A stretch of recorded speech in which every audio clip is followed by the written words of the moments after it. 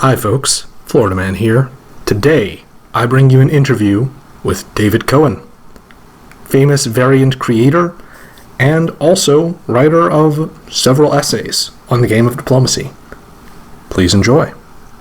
Hello, Mr. Cohen. Thank you for agreeing to come on my YouTube channel and share some of your wisdom with my audience. Thank you. You're welcome, and please call me David. All right, I will call you David. Thank you. I'm thrilled to be able to interview such a venerable diplomacy veteran, so distinguished in the words and the game and the variants that you've played. I mean, a lot of people who are on YouTube watching this will not have read your essays because maybe their first introduction to the game is through YouTube or through just online play, but anyone who's been in the hobby for long enough will have discovered your writings, and I hope that after you appear in this video that even more people are going to go and seek them out. Why don't you briefly introduce yourself, and then we will go into the Soloist Manifesto a bit, if that's all right, and after that, the Way of the Warrior. Okay. I've been involved in diplomacy since college, which means fall of 1980. I played a lot of face-to-face in college, then got married, and this was pre-internet, so I was lost to diplomacy for a little over a decade. Found diplomacy on the internet in the mid-1990s. Got involved in a group called Cat 23, which is no longer around. That was play by email. Human adjudicated at the time. It was the largest human adjudicated forum around at that time. I never lost the diplomacy bug, and it's bitten me, and I've stayed bitten ever since. I've been involved in all sorts of things, from helping organize tournaments like the Cat 23 World Masters, which you may or may not know about. The 99 iteration was the largest diplomacy tournament ever. It had 563 players, 553 players. It was 79 boards in the first round. Oh my goodness. And that was all with human GMs as well. That was the first really big cross hobby electronic tournament. So it was real novelty. Nowadays, there are tournaments all over the place, so they don't, even though the hobby is bigger than it was back then, the tournaments don't garner that many people, because back then, a tournament on the internet, wow, I was the assistant tournament director. We had forums showing up with multiple teams that we had never even heard of. So it was kind of fun. We had people signing up until the very last minute. Like I said, I've run tournaments, I've designed variants, I've run forums. I've basically done it all on the internet side of things. These days, I'm mostly just designing variants. I GM occasionally, I play occasionally. I don't really organize stuff much anymore.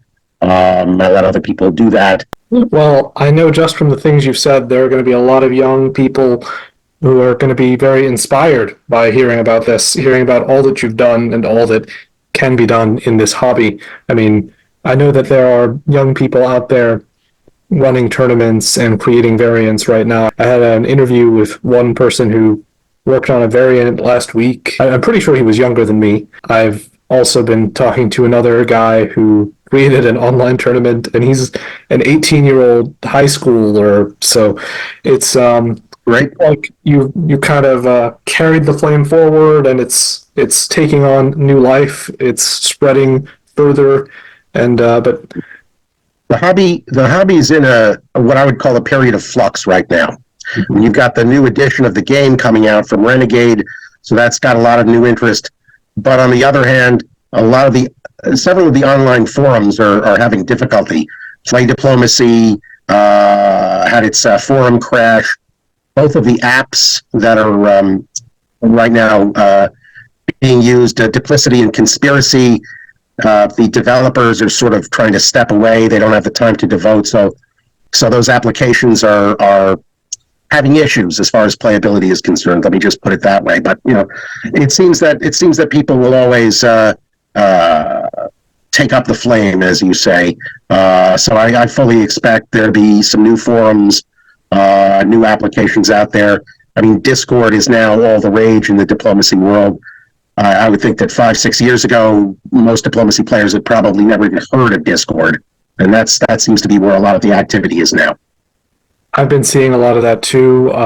Most of the diplomacy I've been playing the last year has probably been on Discord. I don't know why somebody hacked Play Diplomacy, but unfortunately they've never been able to get the forums back up since, I suppose. I do see the hobby is changing pretty noticeably. It's shifting to a different place, and mostly Discord, like you mentioned, which has its own promise because a lot of people play testing new variants. Yes, most variants out there are crap, but most of everything out there is crap. So that's it's par for the course. Certainly, I've been designing variants almost since I've been playing diplomacy, and I'm not proud of a bunch of my early stuff. I've gotten much better at designing things, and I don't even want to think about some of my early efforts, how bad they were. That makes me think that it might be good one of these days to do another call to just get you to talk about variant design. Sure. But for right now, what I'm going to ask you about, first question, what is Soloism? To put it quickly or succinctly, it's playing to win. It's disregarding point structures and rating systems, except to the extent that you're in a tournament, because you basically need to have rating systems and point structures in order to declare a winner. Soloism is taking each game as its own standalone effort. Obviously, you can, if you're not playing anonymously, you can get a picture of the play styles, dedication, psychology of your opponents, which you can use later on. But again, it's not something that gets carried over from game to game. It's also not giving up on lost or what some people would call hopeless positions. That's both for purposes of learning, because the more you learn about playing in difficult positions, the more successful you will be in them. And it's also a matter of courtesy. If I am playing against somebody, I don't want everybody to roll over and die. I want them to fight to the last dot, to the last unit. If I'm going to win, I want to win against the very best opposition that I can find. I mean, if it's all just a matter of scoring points, we might as well just play against a half dozen noobs and just win every time. One of the most recent games I played online was against people who were mostly newbies, and I warned them. I said, "You sure you want to do this? Because because we're playing anonymously, so they didn't know which country I was." And I said, "If we play anonymously, I'm probably going to shred you." And I soloed in 1906. Not one of my proudest moments. Oh my gosh! But it was lambs to the slaughter, and again, I did it as a favor to somebody. I ordinarily I try and find the most skillful opponents that I can find, because my dip time is limited. It's not like I don't play 10 games at once. If I'm lucky, I'm playing one game at once these days. So I want that one game to count. Wow. I mean, first of all, I'm not surprised to hear that you did that to newbies. But I do think that also kind of shows that there is something to this philosophy put into practice. And I think, what were you going to say? Well, it is a philosophy of the game. And it goes against my sort of internal philosophy. I'm in real life, I'm conservative, small c, not a daring person, mild-mannered. In diplomacy, I have to fight against that tendency all the time. Because if you want to win, sometimes you have to let it all hang out. In other words, the way I often say it is, if you have a choice and you're often presented with this choice, you can agree to a sure draw, or you can take a small chance at obtaining a solo, but that would entail a large chance of you being eliminated. I would take the chance and go for the solo basically every time. And that's certainly not what a lot of people would do. They'd be satisfied with a 3-way draw or 4-way draw or N-way draw, whatever you want to say. That's just not something I care about. I'd rather go for the win. It takes a lot of defying your natural instincts, I would say. I mean, yes.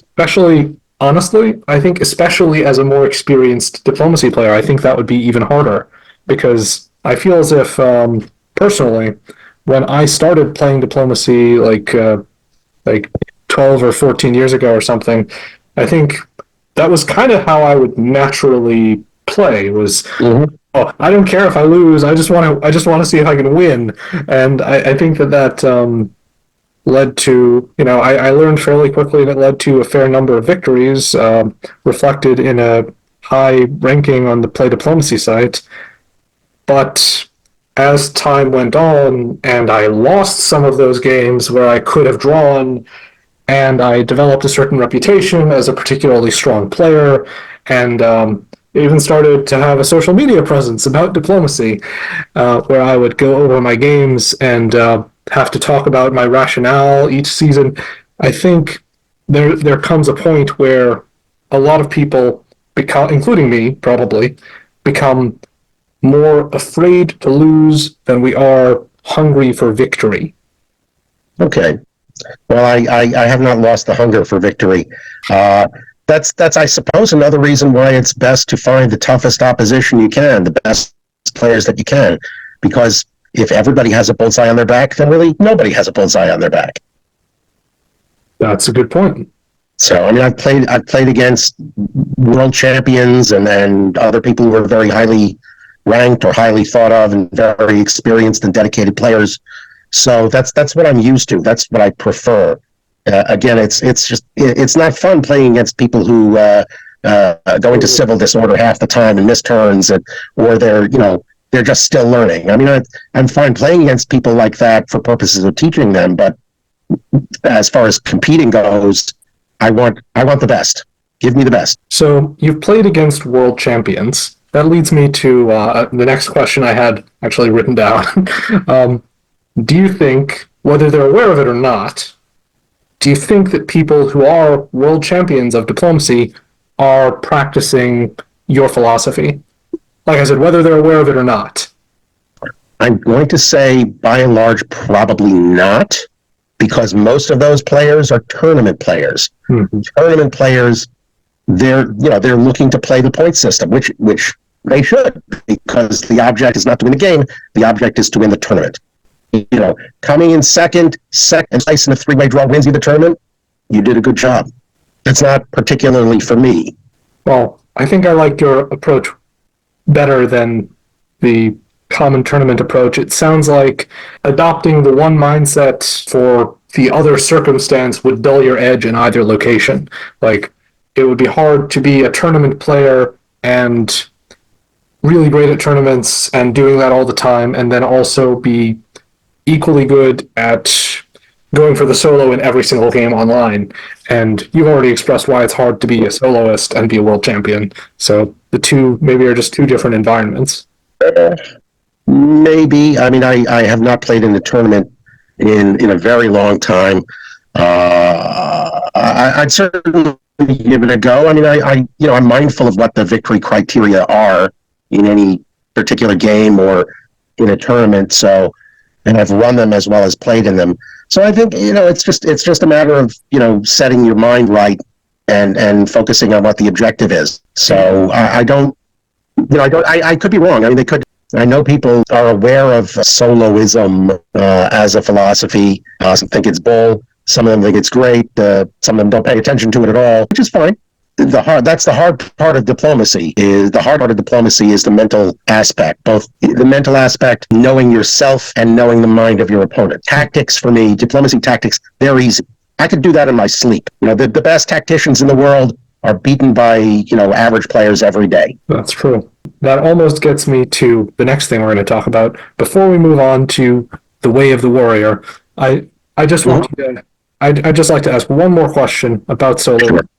For the young person watching this video who thinks this sounds kind of cool and is probably going to read your essay, if they want a single sentence that the philosophy boils down to, that they can carry with them into their next game and the game after that, and just maybe put it on a post-it note next to their computer so that they can remember every time what they're trying to do, what sentence would you leave them with for soloism? Wow.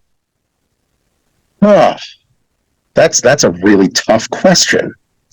First off, by the way, that essay is over 20 years old now, and it's very dated. And I'm thinking of redrafting it, not to change the philosophy, but just sort of to update it relative to diplomacy play today. But I mean, to me, and I use this as a signature in one or more forums.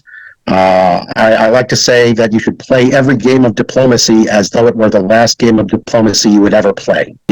Leave it all on the field. Is one of those sports sayings. If you played your hardest and you lost, well, then you lost. But to turn in a half-hearted effort and to leave a chance at winning by the wayside, that's not for me. Not in the game of diplomacy anyway. Thank you. I think that's very good. Hopefully some people will take that away with them from this interview.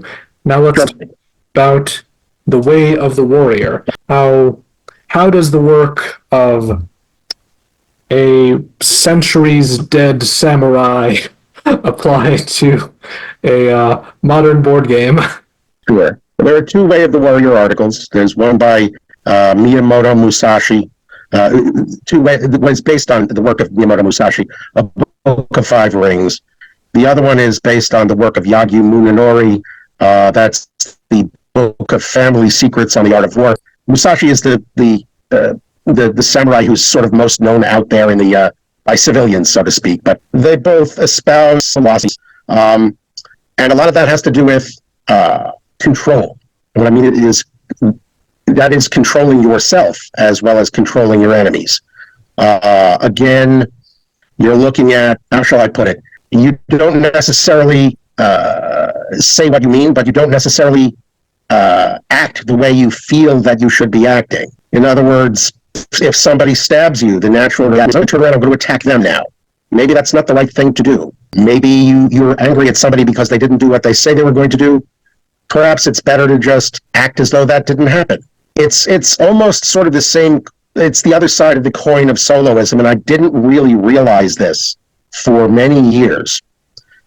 But the point of Musashi's book is how to beat your opponent.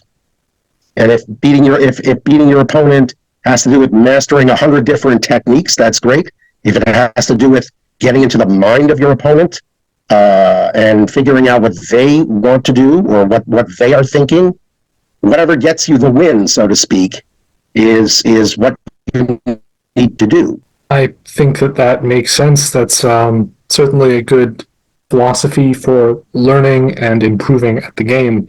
It's general enough that I can see how it's adaptable to different situations. I mean, there are a lot of people who would wonder, how can you possibly apply kind of an abstract philosophical way of looking at things to diplomacy? But I think that you summed it up pretty well. It's about finding the right tools. It's about one of the phrases that you used was, well, maybe it was from Musashi himself, was subordinate mood to will, which I wrote down equals being cool-headed. Yeah, that is Musashi translated. You have to, being angry is not the issue. It's okay to be angry. It's not okay to let the anger influence your play such that you're then turning in substandard orders.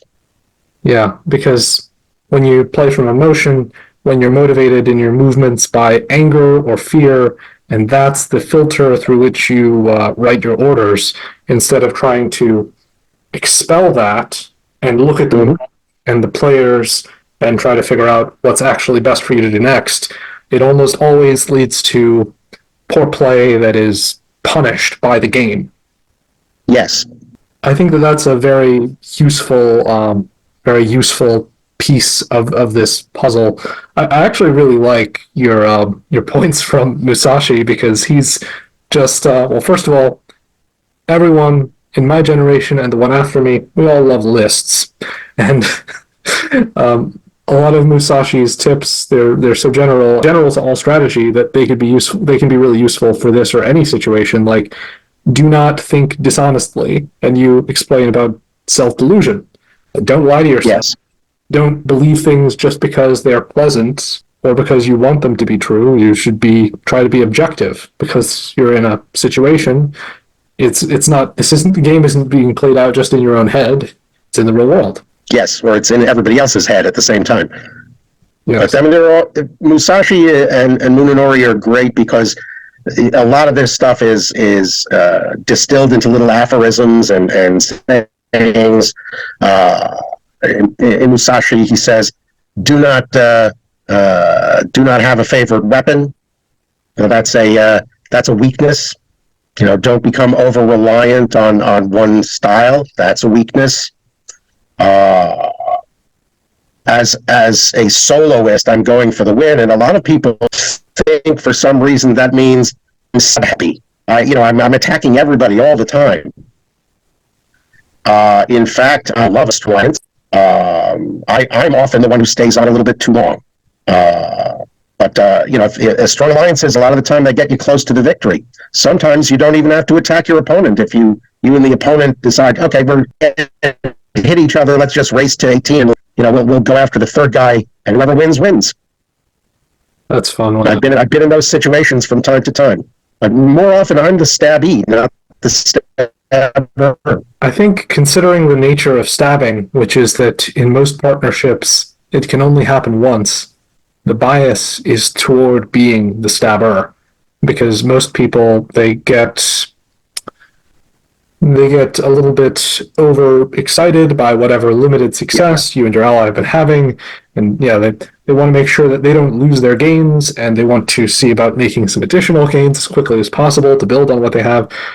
And so they don't consider the situation as objectively. Maybe they're letting their positive emotions run away with them, and that's how you get stabbed by someone who's not even close to solo. Yes, or they stab without it appreciably improving their chances at a solo. That happens so often. I'm in a game right now myself where I was trying, as Germany, to work with England and Italy against France. And in 1901, in the spring, England had moved into the English Channel. Things were looking good. I moved into Burgundy. It was an arranged bounce with France. Italy moved into Piedmont. So it looked like we were all set for a strong attack on Germany, or on France, rather. And the English player in fall bounced me out of Holland, and at the same time convoyed into Brest, and also told France, clearly must have told France, what Italy and I were planning to do. France wanted to do another arranged bounce in Burgundy so that he could defend Marseille with the army there, and Italy was going to just walk into Marseille if I simply didn't do the arranged bounce. Instead, England leaked that I had mentioned this plan in the three-person chat with England and Italy. So England leaked the plan. I held tight in Munich, and France held tight in Marseille. So Italy's move there did not land. So it's this is where I'm going to have to exercise some restraint, try to not get really angry looking at the map, where I somehow got a single build coming out of 1901 as Germany. I'm having to think about what are the motivations behind England's moves. What should I do now? Is it better to try and quickly mend things with England? Better to work with France? Better to see what Italy wants to do. I'm trying to look at it from a step back rather than the perspective of just being angry at the English player, even though the feeling is of outrage and from Just, as I said, it's not always the best thing to turn around and hit somebody who stabbed you, but sometimes that happens to work out as the best move as well, and it may in this case. Certainly, you probably have a very angry France who would be perfectly happy to help you attack England. It seems that way. I'm trying to sift through whether there was some possible collusion there that I just couldn't perceive early on, but Right. It's be a pretty trusting France to let somebody into one of their home centers in 1901 without any sort of track record previously. that is very true. Now that we have kind of gone through a little bit on Soloism and a little bit of Book of Five Rings, I hope you'll help me understand a little bit about Yagyu, because I'll be honest, I kind of left him for last because I think to me that this felt like a bit less concrete, a bit harder to penetrate. I get that there's a lot of being flexible and trying to understand the plans of the enemy, which I certainly agree that that's important, but maybe you can give some deeper insight. Sure. Yagyu is more abstract. I will agree with that. He's more directly, I don't want to say hooked into, but he's more, it's more imbued, his writings are more imbued with Zen Buddhism than Musashi's are, although his are as well. Writing from a different perspective, Musashi was reputed to be the foremost swordsman of his era, never having lost a duel. There are stories on the internet and elsewhere, so if even a tenth of them are true, he was remarkable. Yagyu was the personal martial arts trainer of the shogun at the time. Oh. So, obviously he was also very highly thought of. But his philosophy is fairly similar to Musashi's in that, what you're looking for, again, is to be flexible. Both Musashi and Yagyu talk about letting the other side have the initiative, but that's not what you would normally think it is. What they mean is that you let somebody commit to a course of action. And once you see what their course of action is, the fact that you have a flexible setup means that you can react and overcome the already committed because you have the advantage of seeing what their intention is, whereas they weren't sure of your intention. And in fact, you may not be sure of your intention. I personally prefer openness in diplomacy where I don't commit right away to a specific course of action, where I set up so that I can, if I'm Germany, maybe I'm going to attack France, or maybe I'm going to attack Russia, or maybe I'm going to wait and see. Of course, you can't do that all the time. That's, as I mentioned before, it's a bad thing to have a favorite weapon. So every so often, you really need to attack right away. Otherwise, people will know that, Cohen, he just sits back and does nothing in 1901. I don't have to worry about him until 1902. And, so it's best to be unpredictable.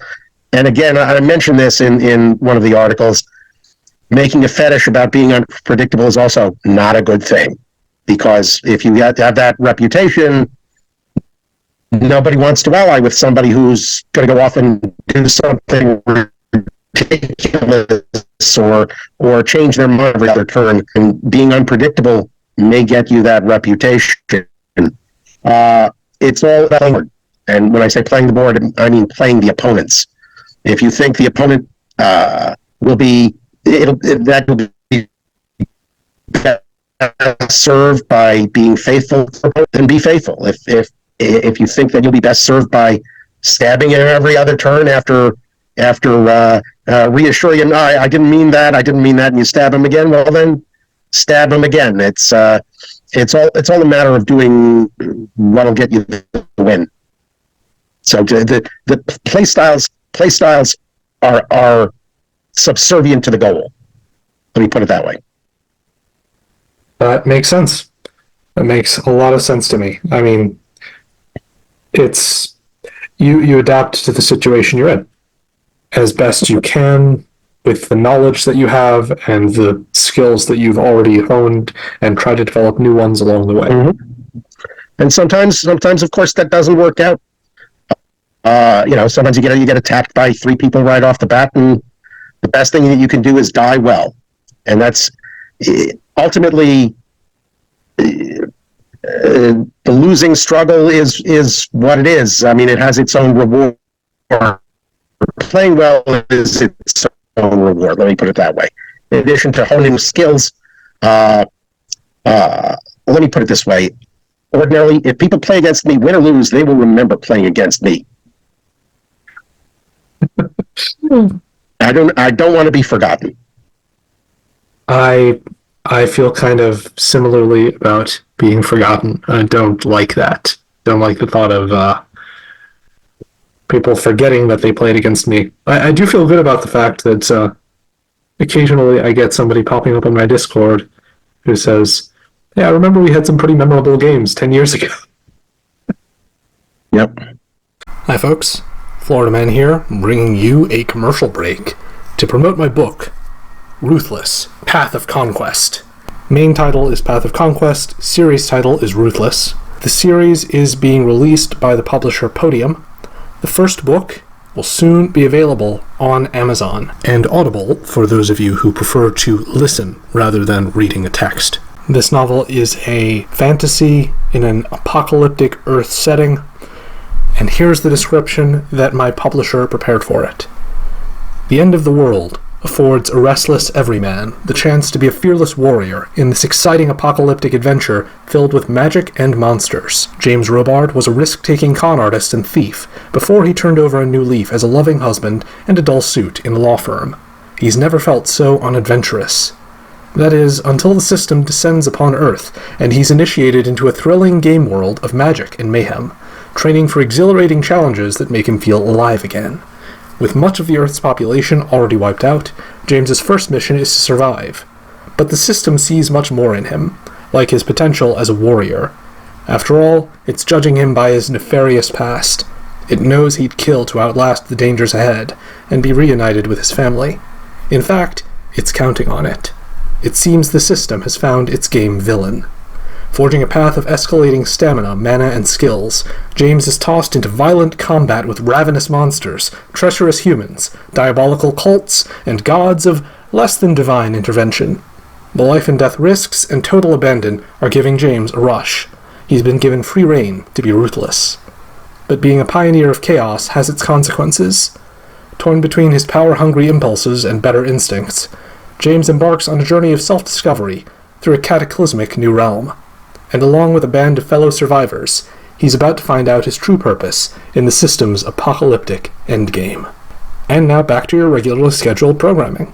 I had a specific question that I took from one of the Way of the Warrior articles, I'm not sure which one, that was about deception, falsehood. And I was wondering if you had some examples for the viewer on some of the best ways to use falsehood in diplomacy. Okay. I mean, obviously, there are different I want to say degrees of falsehood, but there's falsehood on the board that is tactically, you can, rather than let's say, I need to phrase this correctly. You may want to forego the best possible order set and turn in a slightly worse order set several times if the situation is tactically tight but not a stalemate, and perhaps deceive the opponent into thinking, oh, he's never going to do that. He won't think of that. And then spring that best order set when it has a better chance of success after you've lulled the enemy. I remember sending some press once after having done that. I basically said to them, now you're getting the A game. And they were sort of shocked by that. But I couldn't resist saying that. I probably shouldn't have said that, but I couldn't resist because I was basically playing a more defensive game, not sort of whipping out the little tactical flourishes. And then I stabbed him for 3 dots or something, and attempted to roll over them. Him and his ally. It wasn't ultimately successful, but came close. Yeah, I'm sure he felt that though. The 3-dot stab. Yeah, he was kind of surprised. It works better if somebody doesn't know you very well. Obviously, if they know you and they think you're tactically good, they're much less likely to be fooled. Then obviously there's also the deception that goes on, in all press games where you lie and attempt to make them think you're telling the truth. I try and lie as little as possible because it makes them more effective when I lie. I'd rather say nothing or be non-committal than to lie. I know other people will lie a lot more frequently and they're successful. I'm not saying that I'm the only, I'm not the only game in town. There's a lot of different ways to play successfully, that's for sure.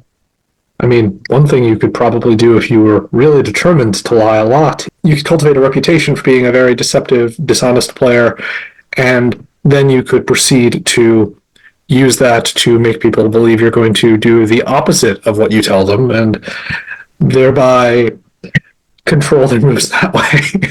How dare you tell the truth at me? And of course, the people who are expecting you to lie to them, your moves will in fact confirm that you told them the truth. And so then they start to wonder if they have to start believing you now. I suppose so. Unfortunately, once you start lying, a lot of the time people will just be hostile to you no matter what. So that's usually why I prefer to tell the truth, because I may follow this particular philosophy, but if they don't, and attacking them is just going to earn me hostility from the right, I might as well make the lie count and not just do it offhandedly. I think that makes a lot of sense. I should, I suppose I should ask, do you have any tips for the audience?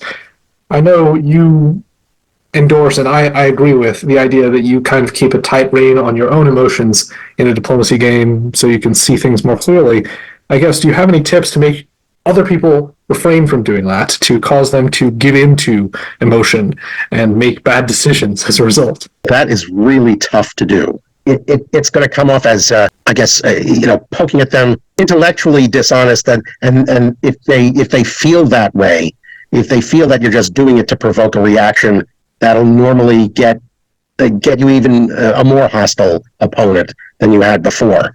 So something like that, I mean, I normally don't try and do that. I'm just not good enough at it.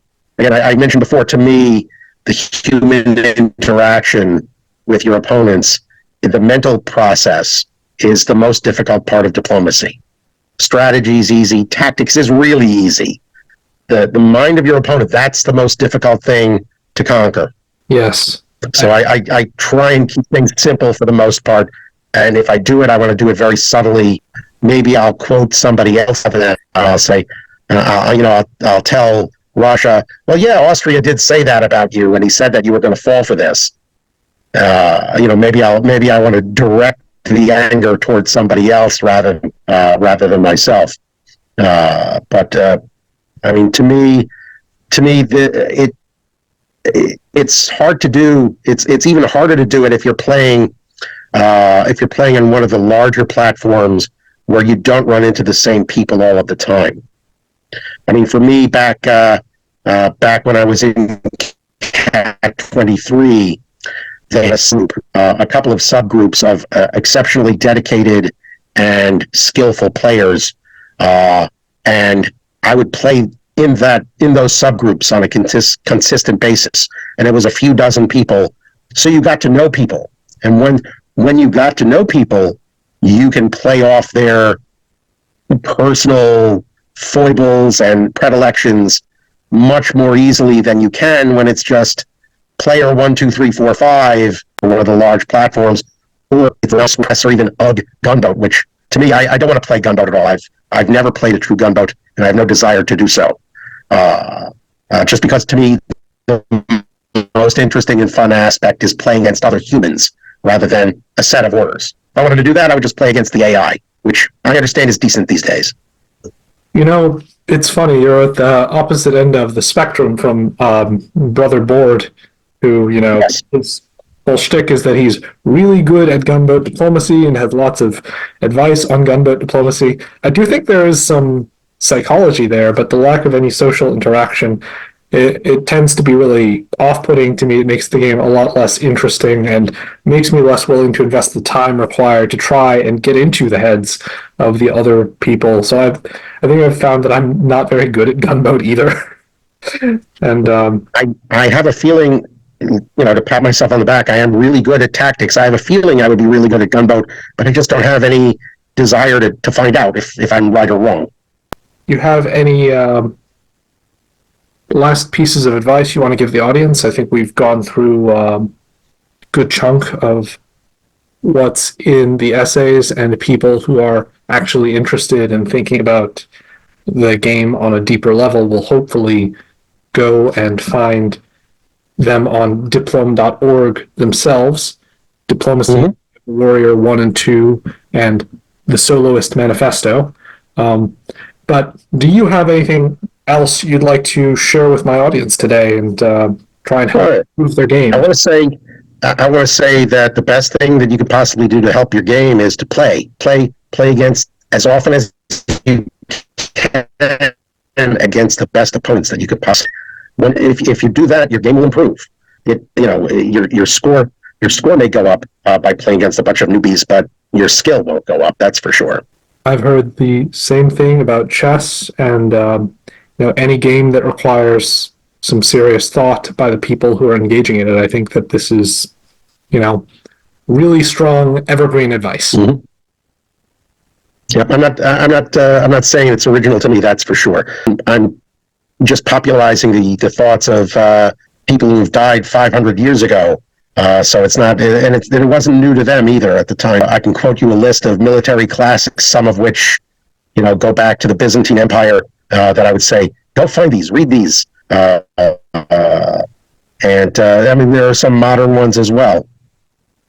Well, I was actually just about to ask you, because of the fact that these articles are based on these ancient works of military and combat philosophy. I was about to ask you, do you have any other reading recommendations besides your essays and besides these two books that you were primarily basing your essays on? What else would you suggest that someone pick up? Right. I do have a short list. I would say Sun Tzu is that's a well-known classic. I would say go for it. There are a few things that are much more difficult to find. There's a book called The Secret of High Strategy by another Japanese general called Yamamoto Kansuke. Very hard to find that. There's a book called The Strategicon by the Emperor Maurice, who didn't pay his soldiers, by the way, and got killed in a mutiny. So don't do that. Pay your soldiers. That dates to about 580, 590 AD. I could recommend Clausewitz's On War. There's Liddell Hart's book on strategy. I'm probably missing some. Even in Machiavelli, the Prince is an interesting read for purposes of diplomacy.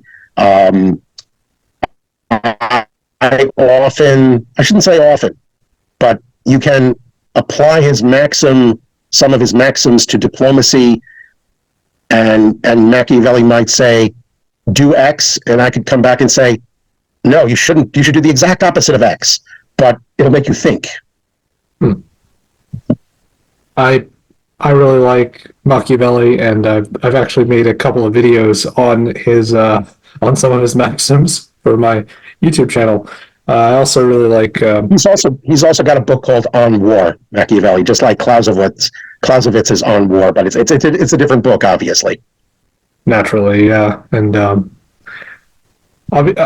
presumably a lot more specific to Italy and mercenary warfare, or yes, yeah, but still, I do think it's surprising how these books that are often centuries old are a lot less dated than you would expect. I mean they're reach beyond the immediate circumstances in which they're writing. These writers are looking at the philosophy behind conflict.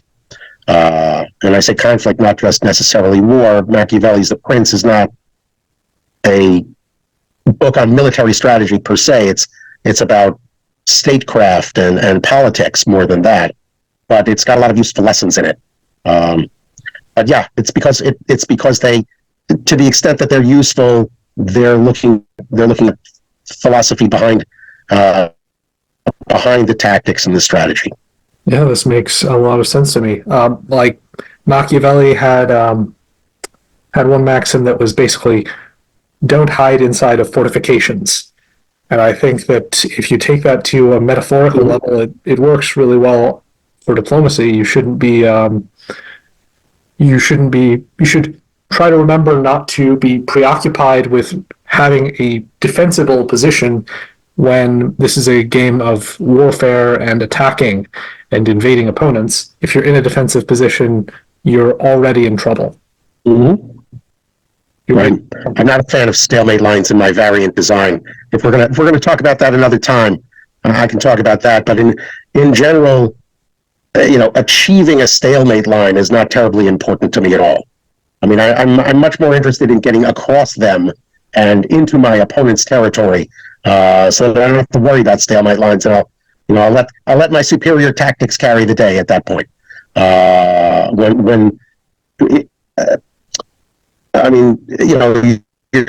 You're sitting there as England with 6 fleets, and you've locked up the Atlantic. Great. What are you going to do for the next 10 years? 10 game years? Or you guaranteed yourself a place in the 5-way draw. Yay! Okay. Again, other people may be very satisfied with that outcome. I'm not. I think that's the way that people ought to think. Shouldn't be satisfied with being part of a 5-way draw, if that's at all avoidable. Well, thank you very much, sir. I appreciate you. You're welcome. Appearing, and you've been a great guest.